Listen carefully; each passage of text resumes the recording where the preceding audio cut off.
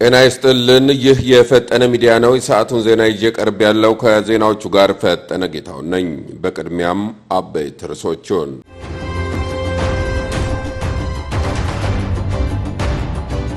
በቲክቶክ ስሙ ግብዳው በሚል የሚታወቀው ግለሰብ በፖሊስ ቁጥጥር ስር ዋለ።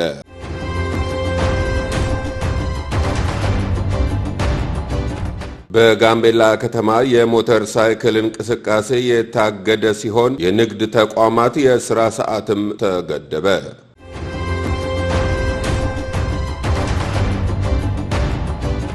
በቨርጂኒያ ግዛት የአስቸኳይ ጊዜ አዋጅ ታወጀ።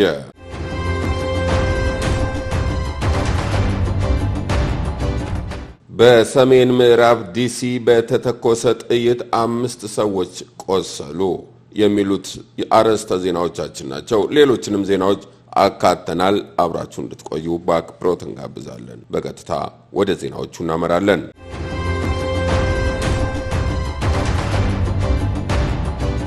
በቲክቶክ ስሙ ግብዳው በሚል የሚታወቀው ግለሰብ በፖሊስ ቁጥጥር ስር ዋለ።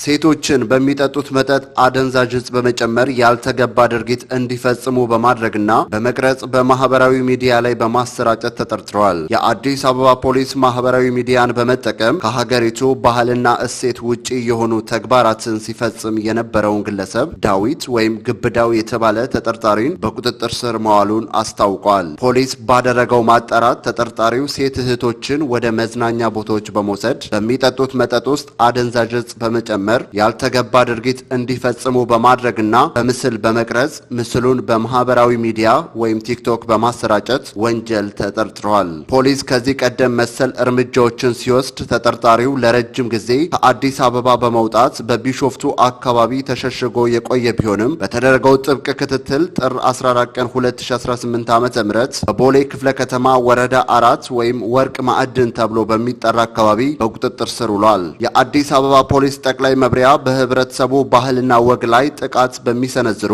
በማህበራዊ ሚዲያ ስም ወንጀል በሚፈጽሙ ግለሰቦችና ቡድኖች ላይ ጠንከር ያለና አስተማሪ እርምጃ መውሰዱን እንደሚቀጥል በድጋሜ አስታውቋል።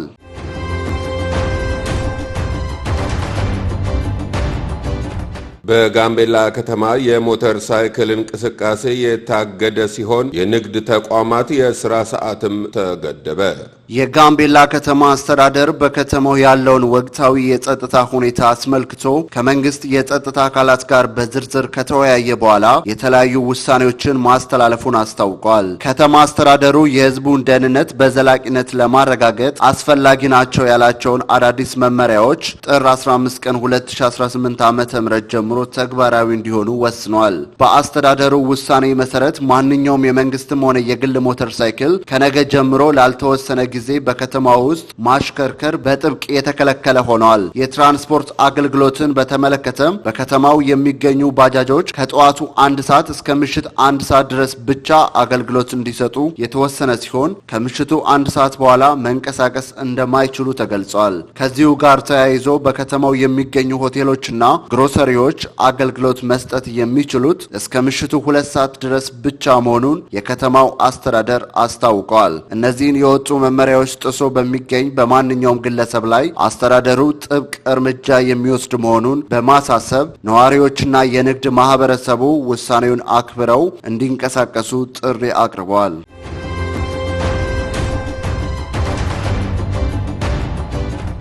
በቨርጂኒያ ግዛት የአስቸኳይ ጊዜ አዋጅ ታወጀ። በቨርጂኒያ ግዛት ከፍተኛ ቅዝቃዜና በረዶ የቀላቀለ ብርቱ የክረምት አውሎ ንፋስ እንደሚከሰት በመተንበይ የቨርጂኒያ ገዢ አቢጌል ስፖንስበርግ የአስቸኳይ ጊዜ አዋጅ አውጀዋል። ከነገ ቅዳሜ ምሽት ጀምሮ እስከ ሰኞ ድረስ በሚቆየው በዚህ አውሎ ንፋስ በተለይም በሰሜናዊ ቨርጂኒያና በዲሲ አካባቢ እስከ 10 ኢንች ወይም 25 ሴንቲሜትር የሚደርስ ከባድ በረዶ ሊጥል እንደሚችል ይጠበቃል። ይህም የትራንስፖርት መስተጓጎልና የኤሌክትሪክ መቆራረጥ ሊያስከትል ይችላል ተብሏል። መወሰድ ያለባቸው ጥንቃቄዎች አስፈላጊ ካልሆነ በስተቀር ጉዞ ዕቅዶችን ይሰርዙ። ለቅዝቃዜው የሚሆኑ አልባሳት፣ ምግብና ውሃ በቤታችሁ ያዘጋጁ። የበረዶ ጠራጊ መኪናዎች ስራቸውን እንዲያከናውኑ መንገድ ይልቀቁ። የአስቸኳይ ጊዜ አዋጅ መንግስት አስፈላጊውን የሰው ኃይልና መሳሪያ በፍጥነት እንዲያሰማራ ያስችለዋል። ነዋሪዎች የአካባቢውን የአየር ሁኔታ መረጃ በቅርበት እንዲከታተሉ ባለስልጣናት አሳስበዋል።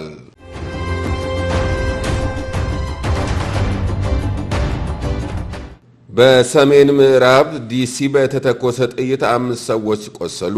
በዋሽንግተን ዲሲ 16ኛው ጎዳና ወይም 16 ስትሬት ኖርዝ ዌስት አካባቢ በአውቶቡስ ውስጥ የተጀመረ ጸብ ወደ ተኩስ አምርቶ በ2 ታዳጊዎችና በ3 አዋቂዎች ላይ የመቁሰል አደጋ አድርሷል። ፖሊስ ተጠርጣሪውን በማደን ላይ ሲሆን ሕዝብ መረጃውን እንዲሰጠው እየጠየቀ ነው።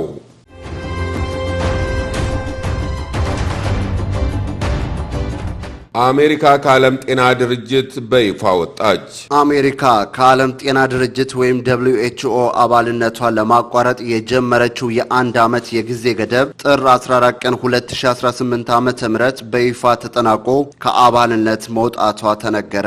የውሳኔው መነሻ ፕሬዝዳንት ዶናልድ ትራምፕ እንደ አውሮፓውያን አቆጣጠር ጥር 2025 በድጋሜ ስልጣን በያዙ ማግስት አሜሪካ ከድርጅቱ እንድትወጣ ትዕዛዝ ፈርሞ ነበር። ድርጅቱ የኮቪድ 19 ወረርሽኝን በወቅቱ አልተቆጣጠረም በሚልና በቻይና ተጽዕኖ ስር ነው በሚል የቀረበው ቅሬታ ለውሳኔው ምክንያት ሆኗል።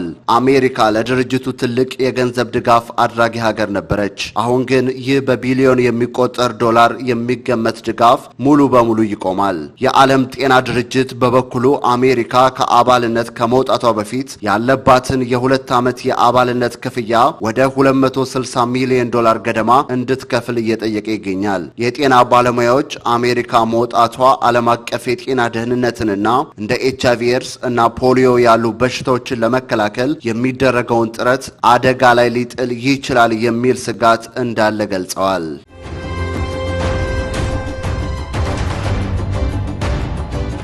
የተከበራችሁ የፈጠነ ሚዲያ ቤተሰቦቻችን ለሰዓቱ ያዝናቸው ዜናዎች እስካሁኖቹ ነበሩ። አብራችሁን ስለቆያችሁ እጅግ አድርገን እናመሰግናለን። በያላችሁበት ሰላም ጤና ሁኑልን። የፈጠነ ሚዲያን ላይክ፣ ሼር፣ ሰብስክራይብ ማድረግም እንዳይዘነጉ።